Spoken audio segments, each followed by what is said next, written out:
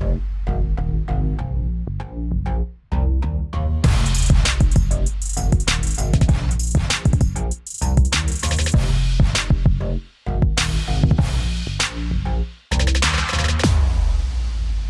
and welcome to Rural Concerns, the podcast by and for daft old cunts. My name is Chris Cantrell. My name is Sunil Patel. And I'm the producer, James. And we would rather die than go woke. You cunt. James, you're meant to say here. Yeah, I see that. I see that I'm meant to say that.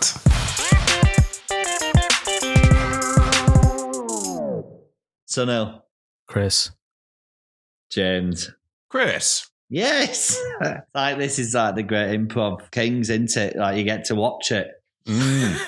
So is everyone okay? Yeah, I'm okay. I've heard some like weird like creaks and bangs and noises while I've been waiting for you guys. Well, do you live in a big high-rise flat? No. Was there a drum kit? No, I'm home alone for a bit. Ooh. Yeah. Okay, good luck. Get the micro machines out. I feel sorry for Helen when she comes home. You know, she opens that door. She might dodge the first tin of paint swinging down the stairwell. It's the second tin of paint that gets you, isn't it? Yeah. You never hear the tin of paint that's going to get you.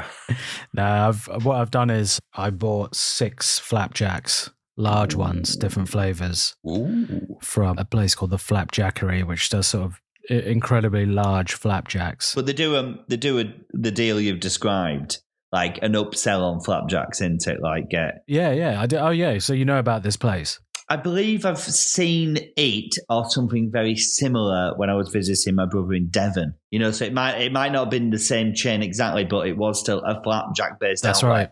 Where it was like, I can't remember the cost, but it was like 3 or 4 flapjacks for like a tenner or something like that. You know, I can't remember. Yeah. Yeah, so I went in the shop the other day and she upsold me to 6. I love a flapjack. Me too. A good flapjack is one of life's great pleasures. It goes so well with a hot cup of tea made with full fat milk. Oh, yeah.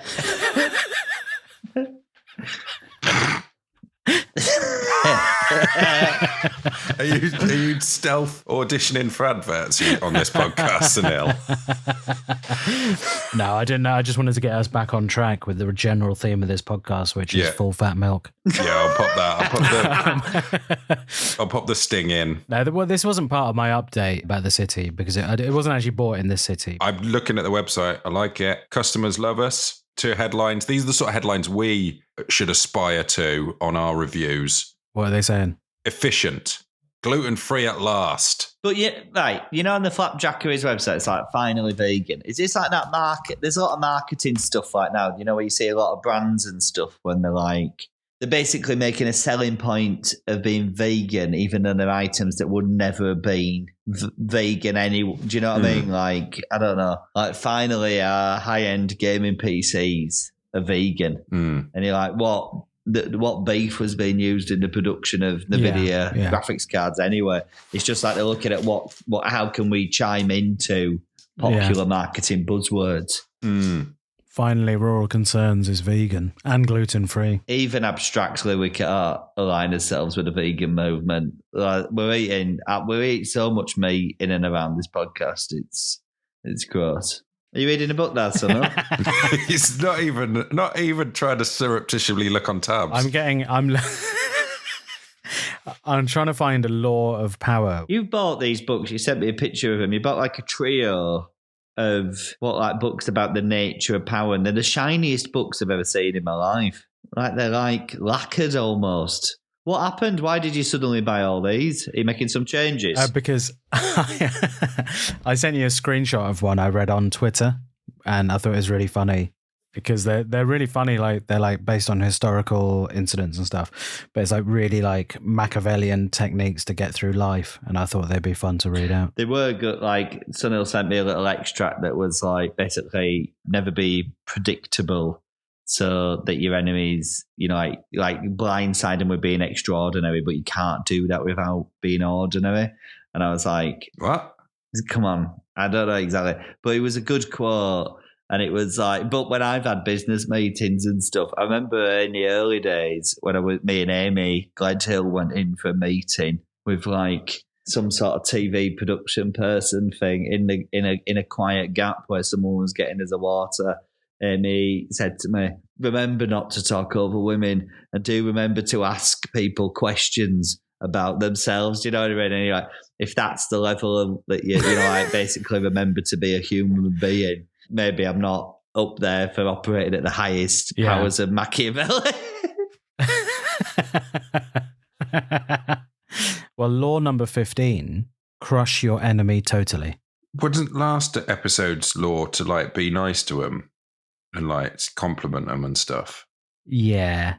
But this one is like, once you've beat your enemy, don't let anything, you know, build into something that comes back, you know? If one ember is left alight, no matter how dimly it smoulders, a fire will eventually break out. I think about Dawn of the Planet of the Apes with this sort of stuff, or Rise of the Planet of the Apes, you know, where Caesar goes into the monkey prison. Yeah, that's a good reference, yeah. And the top dog of the monkeys beats him up on day one. But then Caesar uses his smart brains to recruit a 7-ton silverback gorilla who batters the top dog and then seizes the top dog. Do you know what I mean? I think the nature of power is a lot. It's like you say sorry loads, send people gift cards for £10 for Marks and Spencer's. There you go. That's how you curry favour at the highest levels. You know, well, that's so many gift cards. So many people are having 2/3 of a what's it? Do you know what I mean? Meal in for two. Yeah. So is this what you've been doing in the city? Is this where the sting goes? Here is the city bit. I went to an art house. I haven't been to the IMAX for ages. Yeah, why not? I'll tell you what's happened. First of all, Amy Gledhill's been busy. Is she your IMAX buddy normally? She normally comes to IMAX. Nick Ellery comes to IMAX with me, but he's refused to go and see the new Alien film, so I haven't been able to see that. Oh, he's being unpredictable there, isn't he? He's being unpredictable, but he hasn't crushed me totally because we'll go and watch it at a normal cinema. I went to a film about a female friendship. It's very good. It's based on a play. It's called The Wasp, and it was interesting because I learned a lot about how ladies talk. No, that's not, I don't know what to say about it. It was very good though, but Did they talk about USB-C chargers at all? It's so interesting how women talk to each other because at no point did they bring up like, USB chargers, PCs, gaming, like rural things at all. They sort of talked about like how they felt and stuff. Did they have a podcast? They were together in the same room and they didn't start a podcast. What? That is insane. It's crazy. They didn't even discuss the equipment necessary to get the podcast going. And now it's surprisingly easy. Yeah, it's surprising. You can do it on your phone. But yeah, they were just chatting to each other about like how they felt about stuff over time and how it made them feel. And then the other person would respond and sort of help them with those, to deal with those feelings. And then take the piss. Not even take the piss one bit. It's mad. Strange. And then they had a couple of wines. We've all stopped drinking, haven't we? Have we? What is the most recent TV show you watched, Chris? Just YouTube videos about guys like setting things in epoxy resin. My son got into it. We've got some epoxy resin here, like the little bits of Lego and stuff. Because it's like sort of cool. You make these little resin blocks and you can put stuff in it. It's just, they kind of look nice, but it's kind of a cool chemical process to mix some chemicals together and drop some stuff in. But he really wanted to do it. He's been so obsessed with it because he watches some YouTubers who make these amazing constructions out of them. But then when you get it, it is cool, but it's very much not necessarily like a most child-friendly crafting exercise, because you're making basically a chemical reaction between two substances, and it takes, like, you do it, mix it, and then basically you just need to leave it for hours and hours and hours, which is not the most rewarding thing to an 8-year-old brain that's firing. You know, like when in Fast and Furious films where they fire nods into the engine and the cars go like that. That's basically what an 8-year-old's brain's like all the time. So it's like, what are you firing into that 8-year-old's brain then? Lego? Haribo, Lego. Haribo. And then it's like, please, can I have a hot chocolate, mum? You know, like, so this kid's running at full pelt. My boy's Tokyo drifting. You know what I mean?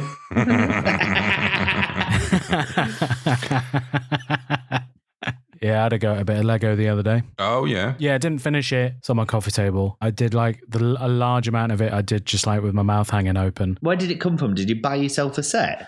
Yeah, I started it a couple of years ago. Is it one of them flower ones? No, it's not. It's the Seinfeld set. Ah. Yeah.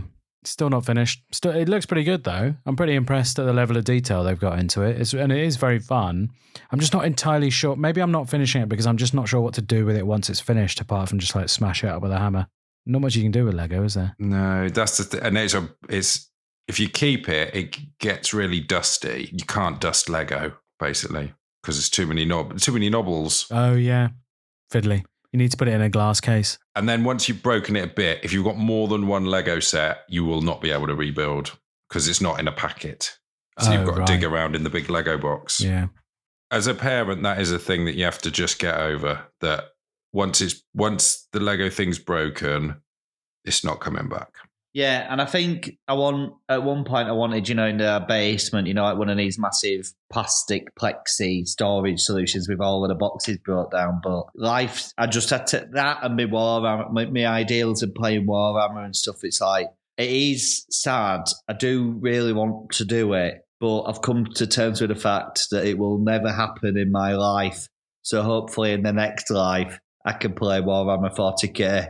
Where's your nearest shop? Carlisle. Warhammer is everywhere. It's gone under. Warhammer's like, whoop, it shot up as well. I think it went a bit mad. It's one of these businesses that went a bit mad during the pandemic. It did really, really well. And it's probably, obviously, like the world started switching back on, so it probably dipped. But it's one of those ones that got this mad boost. So I haven't played it loads. It's kind of cool. I like that. I've got a friend that's really into it. So I've been to shops with him to get pieces, and I love knocking around. And the staff in there, like the sales staff, are kind of there just because they love it and like playing with it. And the way that you sell it to people is by like opening their eyes to it. So I just like talking to these guys, and he's just like, "So what's this?" And then he's like, "They'll throw you a dice and be like, roll that." And you're like, "What you got?" And you're like, "Yeah, okay. So you've had a shotgun. The blast radius is this big, and you've taken out 6 hits." And you're like, "This is cool."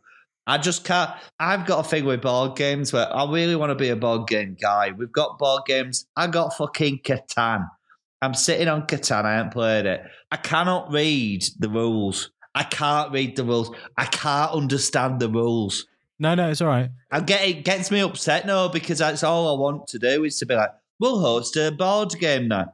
I can't watch. I can't read anything. I can't watch videos. I don't understand it. Chris, it's fine. What you need someone who knows how to play them, and then you... I live in the middle of nowhere.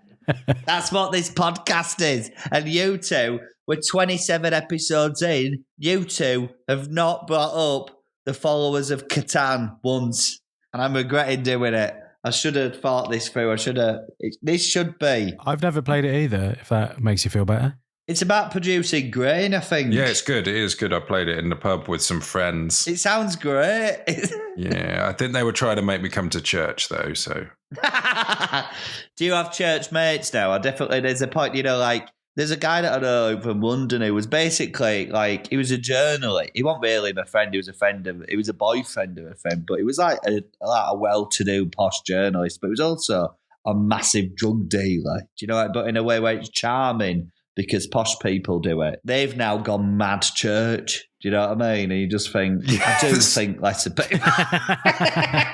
Has that got to go, James? Come on. You can't let me go after the biker gang. You can't let me go after church. Come on, man. Quick, right.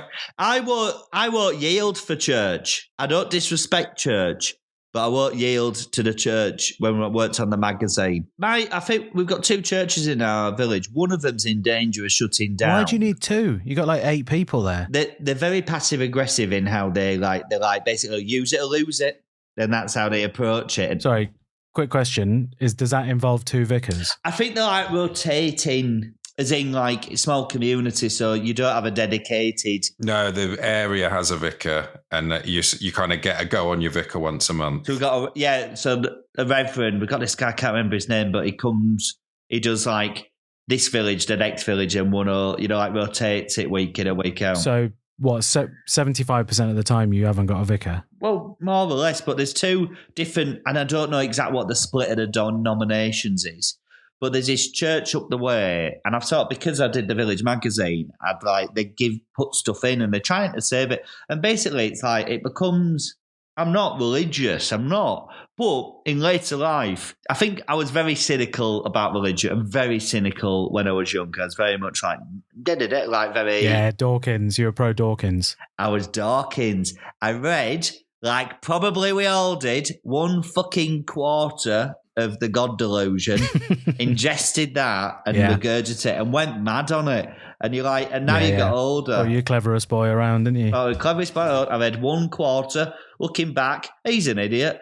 And it's like, he's a bloody I'm not idiot. saying that, like, I'm not saying that God does exist, but he just like, I've largely softened when it comes to slightly older people just preparing for the afterlife and hoping that there's something else and hoping that one day they might get to see their mum and dad again. Do you know what I mean? I've chilled out a lot on that.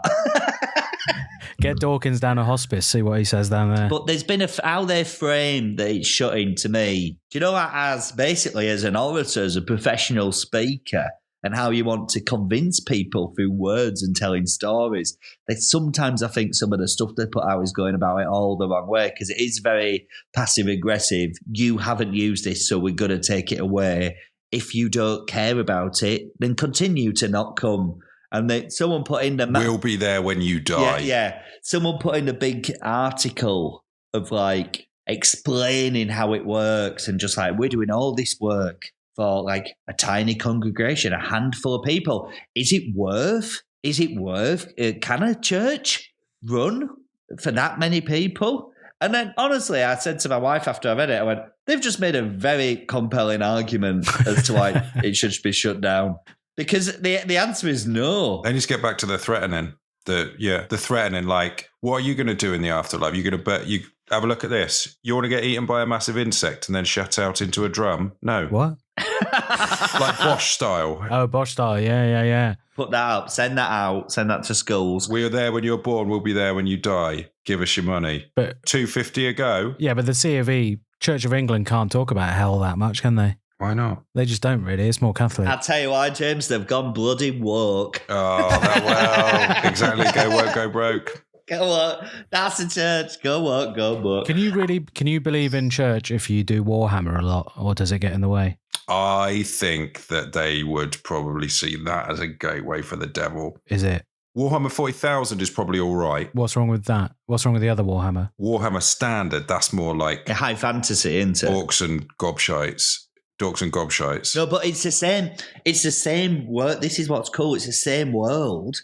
It's like, it's just one's in the far future, one. So it's like high fantasy, but then there's a variation. So it's still got goblins and orcs and elves, but in 40k, they're in a grim, dark edge of the universe setting, but it's the same. And what I really like about them is that my friend were telling me, if you get a demon character in Warhammer 40k, it's like the only pieces, I believe, that you can use in both base games, because it's the same entity throughout, but it's just been alive for that long. And I was like, that's very, very cool. And that does support. It's cool, isn't it, Sunil? I think we're going to have to put a more, we just can't talk about this after this episode. Not unless he actually plays it, because the more he's like not playing it, the more he's thinking about it. Yeah. And the more he's going to talk to us about it.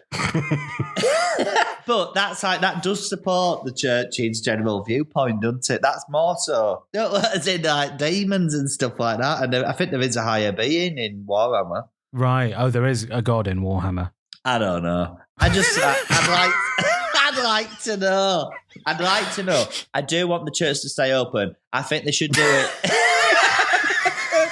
I think they should do it through reaching out. I would go to church if they put on, basically quite light religious. Because I went to C of E. You know what? You know what I mean? I went to C of E. Yeah. I sat down. I listened to, you know what I mean? Mostly very nice times. Then some bullshit on end, and you're like, okay. But you don't begrudge it. No, but what do they need to stay open? What's the number they need to get? Is it money or people come in every week? Yeah, I don't know. I don't know what the metrics are. Well, what are they aiming for? Like, how can they go back to the bishop and say, keep it open because fucking Chris Cantrell's turned up this week? Exactly. Like, they haven't approached me directly to see whether I can contact my 2,400 Instagram followers. Say, go to this church. I'll tell you another factor, one more logistical factor. 2 churches. One of them is in the village. The other one is sort of outside the village. Well, that's got a shot. No toilet in that one. What? The one in the slightly different denomination. No denomination doesn't believe in toilets.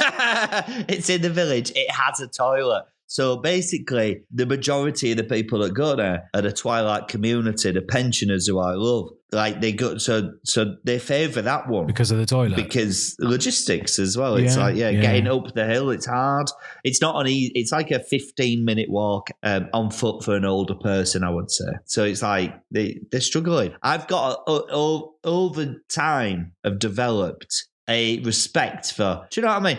Like, I respect storytellers that could talk to people and tell tales well. I'd obviously hang around with stand-ups all the time and stuff, but that's just a glimmer of how big the world is of people that do this. So I've always got a softness in my heart for, like, like a reverend, a vicar, a rabbi who can tell a yarn. I'm not going to join you in, but I like a good story well told. Yeah. With a bit of patter. I love bits of patter. Well, you need to go down and pick up some tips. Yeah. Yeah. What about if you went on Sunday and the vicar's there and he just like reaches into his pocket and flicks over a 6-sided dice to you?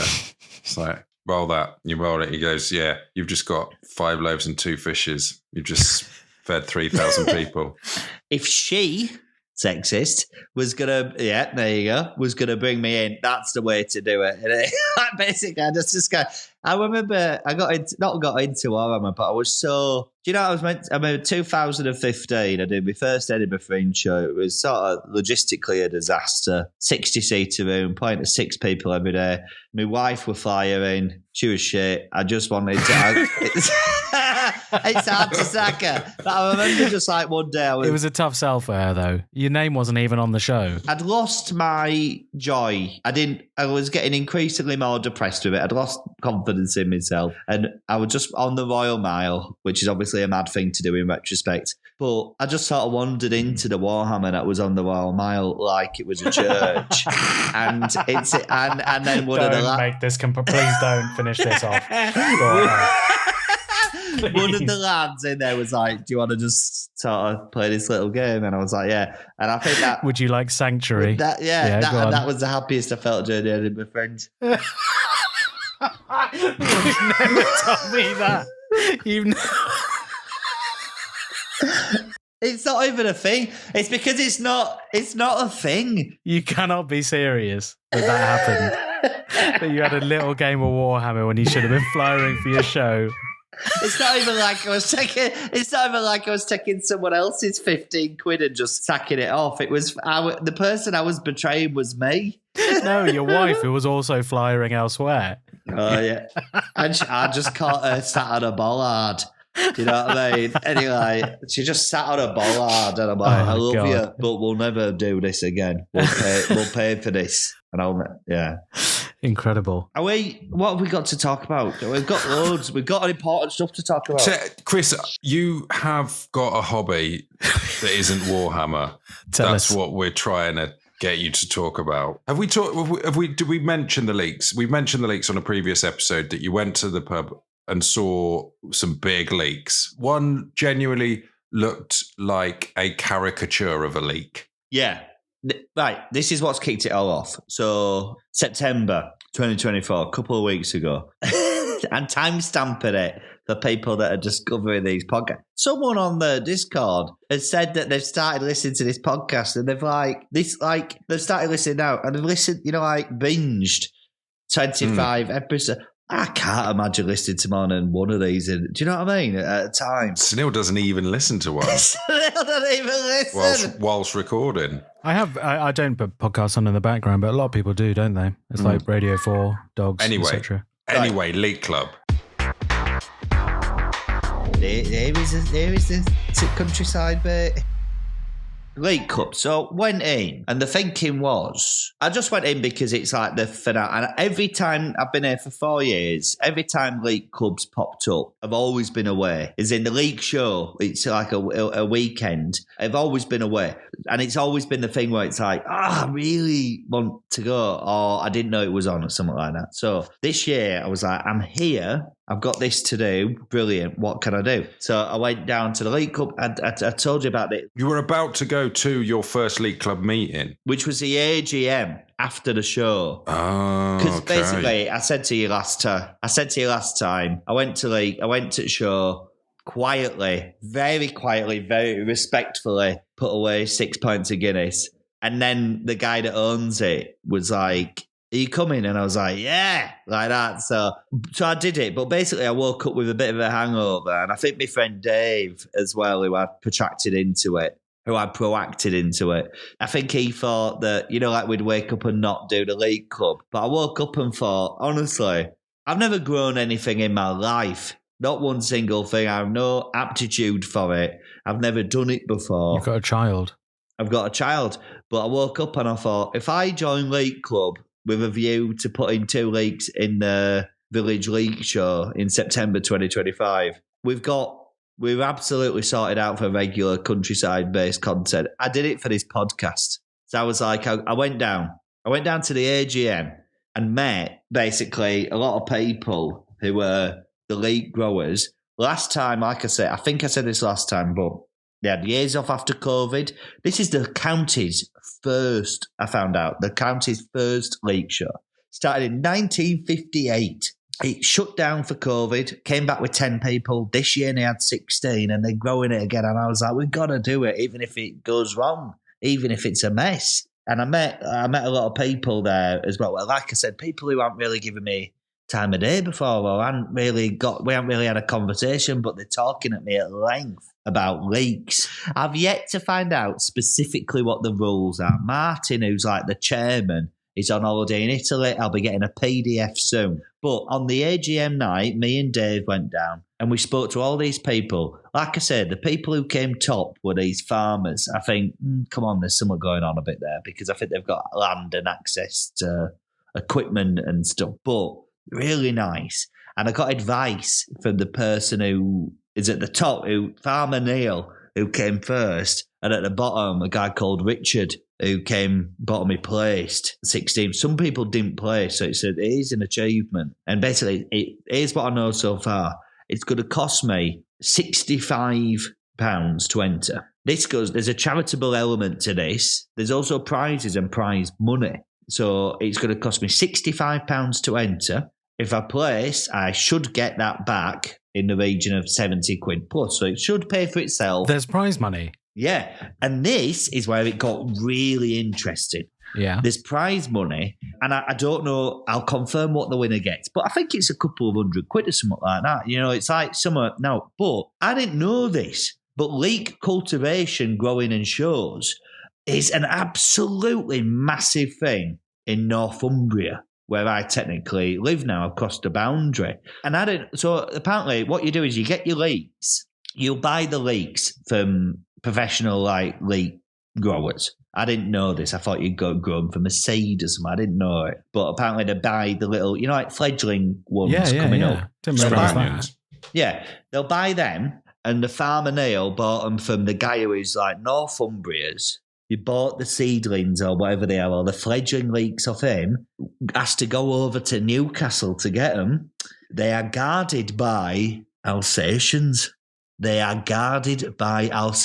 many? I don't know. I don't know yet, just guard dogs guarding them, because apparently at county level, it's so big. The prize money is thousands. So they are protected because it gets so competitive.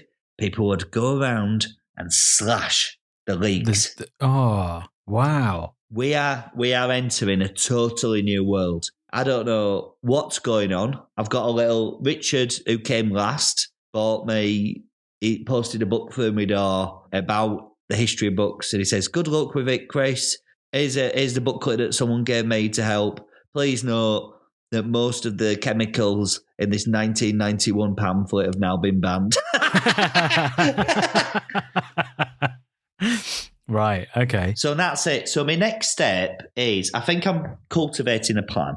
Me and Dave, who are mates, are going to work together to understand leeks, leek growing culture, general green fingery. And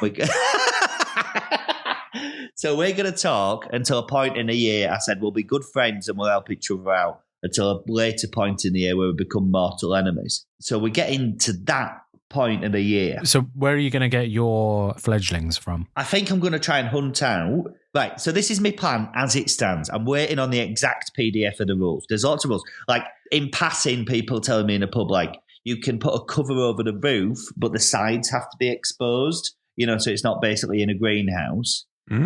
Farmer Neil told me there's ways of, like, you either feed the leeks or you fertilise the soil that they're in. Farmer Neil, the winner, fertilises the soil because his thinking is that if it fertilised in general, the leeks, their root systems grow out continuously to reach for the nutrients. Whereas he thinks that if you feed them in an area, the roots go out as far as the area that they are fed, which keeps the entire thing smaller. Yeah. But he admits he is the winner and has been for 3 years, but the lads who came second and third do it the feeding way. So he's really nice. He knows, But why are his leeks so big then? Well, I don't know whether he's got a secret. I don't know. He's a farmer. I don't know whether it's a numbers game and he's got like an entire field. I don't think that's it because he's like very much a lovely, honest man and basically I think I would say to him,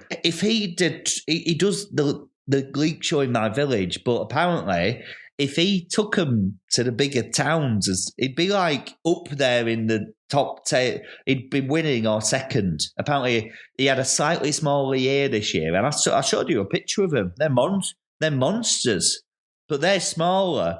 But in terms of like the next bigger village over, he'd have been working it out from how they mark them to be confirmed. He'd have been second in that competition. So it's like a really serious thing. But I said, why don't you take him round to county thing? And he was like, I've been doing it 10 years, but I still class myself as learning.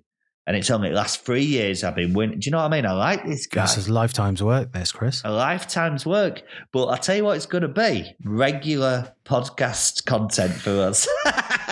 This is perfect for my book about mastery that I will read you an excerpt from once I find an appropriate one that goes with the leek growing competition.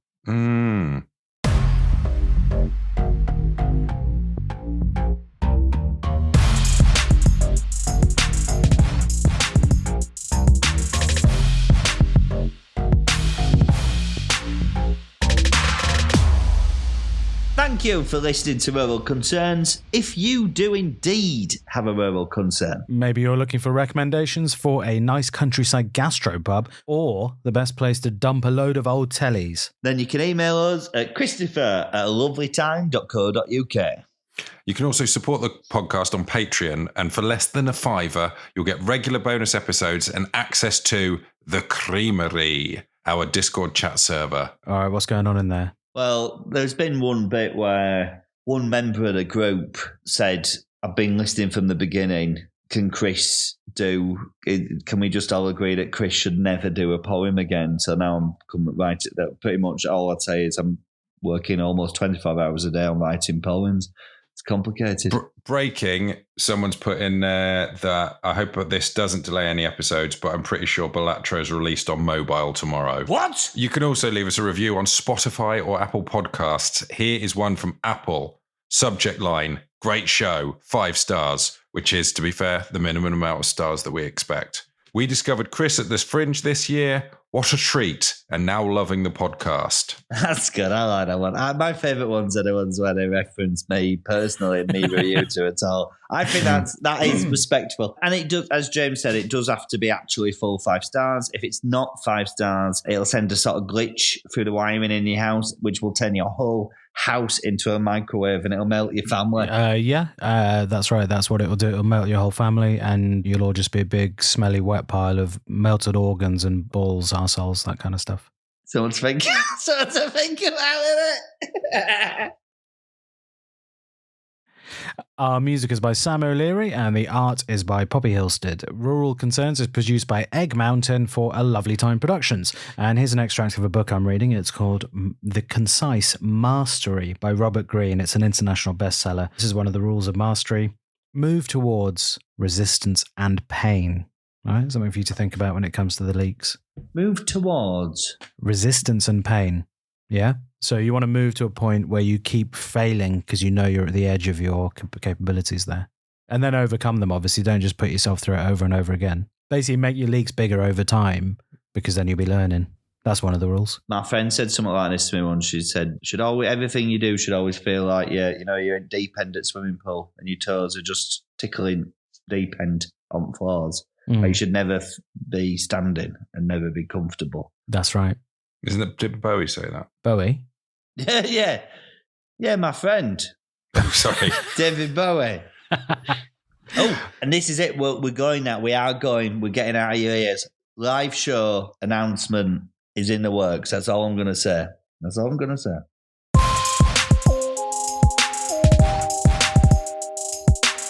It's like how, is it like a grape is a raisin? The only thing that's different is time. No. It's a different species. AI overview. No, oats are not wheat. Bong. Like that.